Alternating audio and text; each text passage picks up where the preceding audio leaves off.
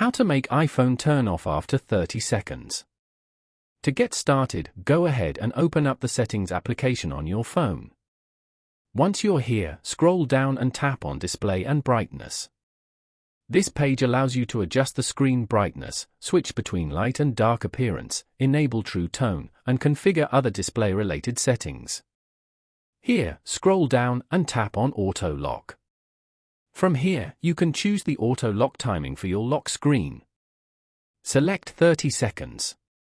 This means your screen will auto lock after 30 seconds of inactivity.